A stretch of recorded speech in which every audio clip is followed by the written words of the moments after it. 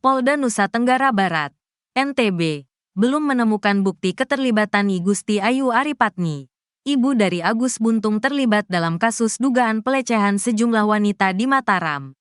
Direktur Reserse Kriminal Umum Polda NTB Kombes Syarif Hidayat pihaknya hingga kini masih mendalami dugaan keterlibatan Ibu Agus Buntung. Menurutnya, hingga kini baru satu petunjuk yang didapat pihaknya terkait dugaan keterlibatan I Gusti Ayu Aripatni.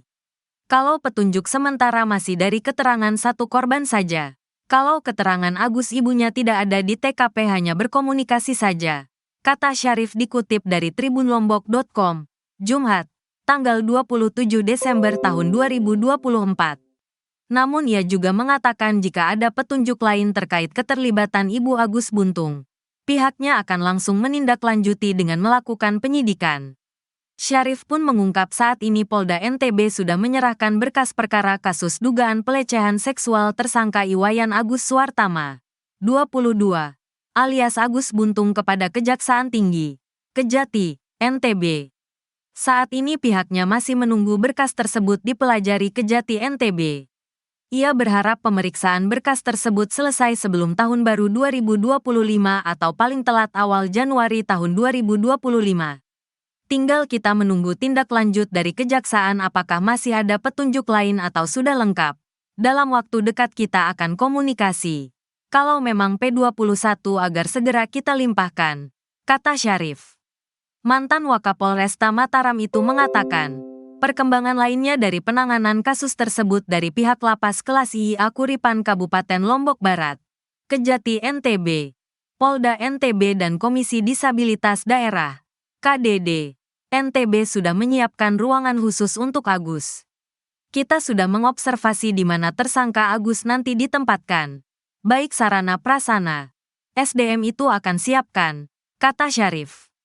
Kepala Kejaksaan Tinggi Nusa Tenggara Barat, NTB, Enen Saribanon sebelumnya sempat meminta kepolisian dan Komisi Disabilitas Daerah, KDD, mendalami keterlibatan ibu dari Agus Buntung dalam kesehariannya.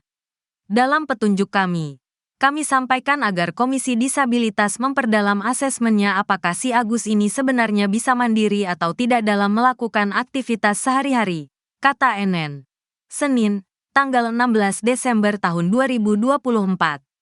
Pengungkapan keterlibatan orang terdekat ini untuk meyakinkan pihak jaksa terkait kondisi Agus yang sebenarnya yang dalam kesehariannya berkegiatan tanpa dua tangan. Dalam asesmen Komisi Disabilitas untuk mempunyai kesimpulan, sudah melakukan kajian-kajian, penilaian-penilaian dengan orang terdekatnya apakah dia contohnya bisa melakukan aktivitas makan minum itu sudah ada dalam asesmen mereka, kata Enen. Terpisah pendamping korban pelecehan Agus difabel, Andre Saputra mengatakan Agus kerap kali melibatkan ibunya untuk menarik simpati. Memang ada alibi digunakan tersangka kepada para korban untuk meminta menelponkan ibunya. Kemudian tersangka ini juga sering menelpon korban yang membuat risih dan korban akhirnya memblokir tersangka, kata Andre. Andre mengatakan mereka juga tengah menelusuri kebenaran kontak yang dihubungi Agus mengenai benar tidaknya itu nomor telepon itu milik ibunya. Terpisah, I Gusti Ayu Aripatni, ibu dari Agus Buntung membantah tudingan dirinya terlibat. Ayu mengatakan putranya meminta teman wanita meneleponnya untuk memberi kabar. Anak saya sering sih minta tolong untuk telepon. Mbak tolong telepon ini mamak saya biar enggak kebingungan nyari saya. Saya ada di sini. Sering sih dia nelepon. Mak Agus di sini jangan mamak pikirin Agus main di sini. Kalau nelepon kayak gitu sering sih, dia ngasih informasi begitu ke saya, kata Ayu. Namun, orang lain justru mempunyai kesimpulan lain terkait tindakan tersebut. Ayu justru dituduh sebagai komplotan Agus Buntung. Tapi orang lain menyalahgunakan. Saya berkomplot dengan anak saya untuk melakukan kejahatan.